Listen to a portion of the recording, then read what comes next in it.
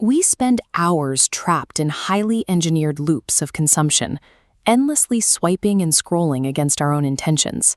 We usually blame a lack of discipline when we fail to build better habits, but you are fighting an uphill battle against billion-dollar industries designed specifically to exploit your biology. The human brain evolved hundreds of thousands of years ago in sparse environments where calories were incredibly rare. Placing a high value on salt, sugar, and fat was an excellent survival strategy when you didn't know where your next meal was coming from. Today, food is abundant, but your brain's reward centers haven't updated in 50,000 years.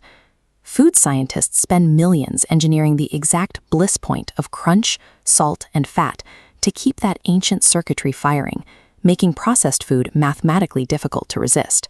Other industries apply the exact same strategy. Retail stores use mannequins with exaggerated physical proportions to bypass logic and trigger physical attraction.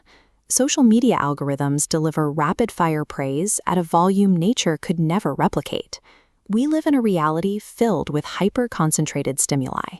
If you don't understand how these environmental cues trigger your innate biological drives, falling into bad habits is simply the default outcome. The mechanism behind this exploitation was documented in the 1940s by a Dutch scientist named Nico Tinbergen. Tinbergen was studying wild herring gulls along the coastlines of North America. Adult gulls have a small red dot on their beaks. Tinbergen noticed that newly hatched chicks would automatically peck at this exact spot whenever they wanted food. They were following a strict genetic rule programmed at birth. To test the limits of this instinct, he built a set of obvious fakes, detached cardboard bird heads painted with red spots, and presented them to the chicks. The chicks ignored the artificiality of the cardboard and pecked frantically at the red dots. When Tinbergen created a beak with 3 enormous red dots, the babies abandoned their real mothers entirely to obsess over the fake.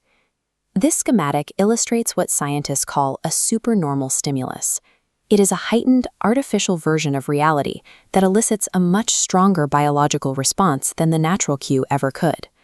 The vulnerability extends across species. A ground-nesting gray-lag goose will instinctively roll displaced eggs back into its nest, but presented with an exaggerated alternative, one goose ignored its own egg and made a tremendous physical effort to sit on top of a giant volleyball. Human desire operates on these exact same preloaded instinctual rules. When we encounter an exaggerated stimulus, our instincts take over. To truly break these automatic patterns, we have to isolate the specific chemical trigger that is driving that response. Every habit you form is governed by a precise biological signature, the dopamine-driven feedback loop. For decades, the public assumed dopamine was simply the chemical of pleasure. However, that assumption is actually entirely backward. In 1954, neuroscientists James Olds and Peter Milner ran an experiment blocking the release of dopamine in rats. The rats still exhibited pleasurable grins when fed sugar water, proving they could still feel enjoyment. But they stopped eating, mating, and moving. Without dopamine, they lost the will to live. Conversely, when researchers flooded their reward systems with dopamine, mice would frantically poke their noses into a box up to 800 times an hour. The ability to experience pleasure does not motivate you to act. Dopamine is actually the chemical of desire. Without it, desire dies, and without desire, action stops. You can track exactly when desire peaks in gambling addicts. Their dopamine doesn't spike after they win, it spikes right before they place a bet. This graph tracks a craving.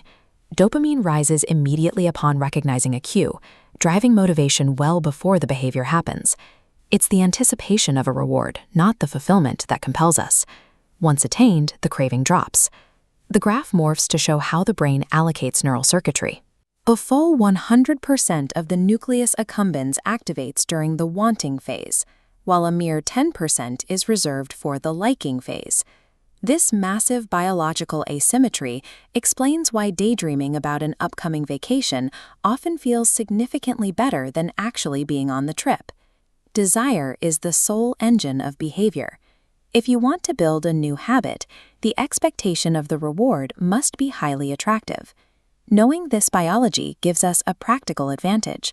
If our environment uses supernormal stimuli against us, we can manually engineer our own cues to make difficult habits artificially attractive.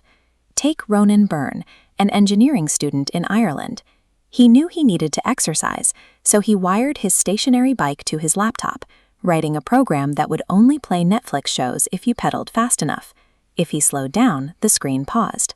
This visualization illustrates Premack's principle, a psychological framework often called temptation bundling.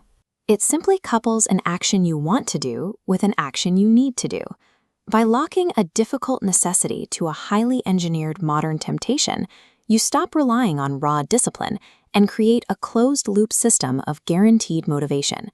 This modular equation provides a strict formula for overriding bad habits.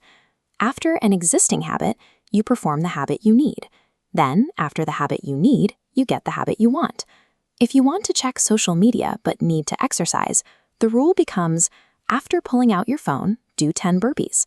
Only after the burpees do you open the app.